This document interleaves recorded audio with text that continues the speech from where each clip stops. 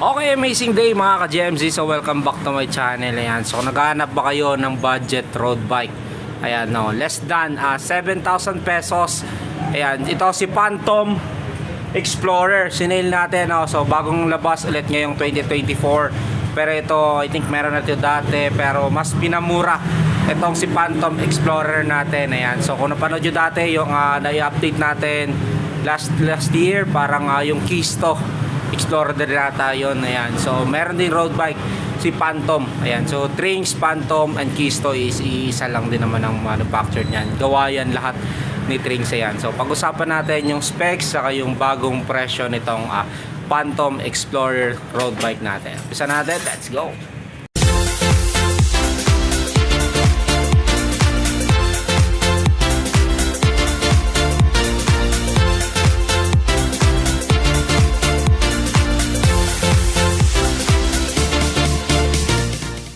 Okay, amazing day mga ka-GMC. So meron naman tayong bagong i-update ngayon. Ayan, ito si Phantom Explorer road bike. Ayan, so isa sa pinakasulit na road bike na nakita ko ngayon. Kung kayo gusto nyo ma-experience yung isang road bike at ang budget nyo ay 7,000 below, ayan, ito, piliin nyo na to, si Phantom Explorer.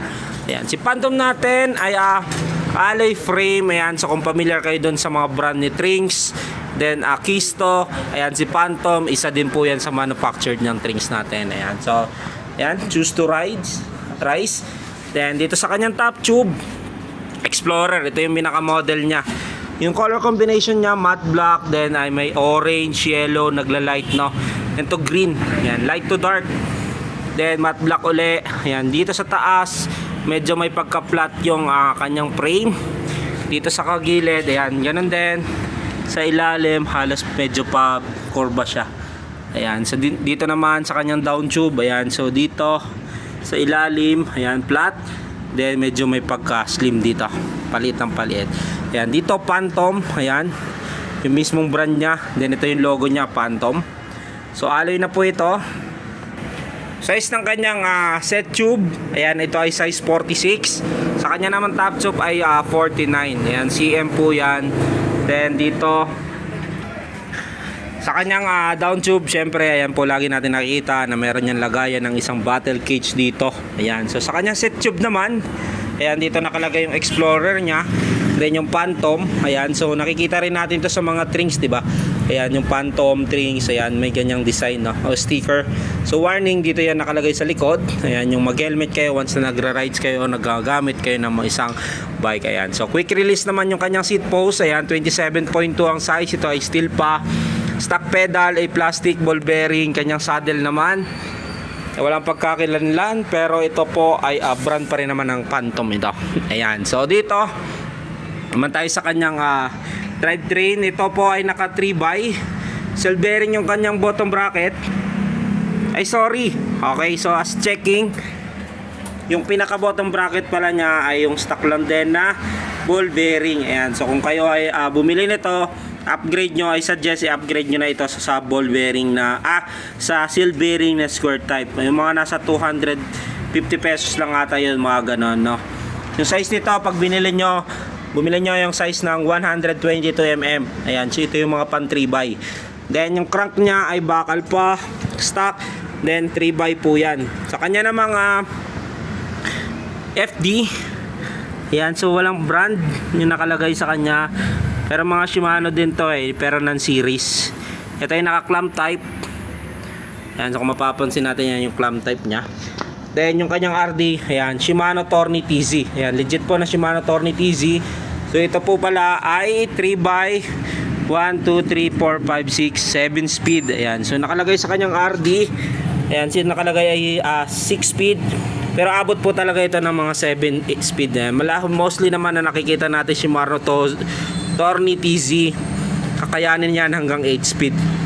Pero dito syempre may nakalagay na 6 speed. Pero nung base naman namin, naabot yan hanggang 8 speed pag mga turning ganito. Okay, sa kanyang rim naman ay double wall alloy. Yan, so meron yan choose to rise din. Okay, yung kanya namang interior ay naka-Presta valve. Gulong na ginamit sa kanya ay 700Y23C. Ayan po yung pinakamaliit na size ng isang gulong ng isang road bike. Sa brake naman ito po ay naka rim brake. Yan yung stock niya. So medyo may pagka-aluminum din to. Yan yung kulay niya. Pero parang chrome, no? Yan, yung ito naman yung brake pad niya. Ayan, so I suggest, so bilan niya rin po ng mga brake pad na yung mga makakapal, no? O di kaya yung pangmatagalan, mga nasa, meron yan mga Shimano, meron din yung ordinary, mga 100 pesos yung pares nito. Ayan, syempre kung gusto niyo mas magandang klase, bilan niyo na medyo maganda-ganda. Ayan, meron yang Shimano, hindi ko lang sure kung magkano yung presyo nito. Ayan, pero I suggest kasi ito medyo manipis yan, so mabilis na lang mapudpod. So bilan nyo na mas maganda-ganda. Ganun din to, no, yung bottom bracket nya. Pero sulit naman na yan sa presyo nya. Mamaya papaliwanag ko yung presyo nya. Sa kanya namang headset, ball bearing, stock lang din yan.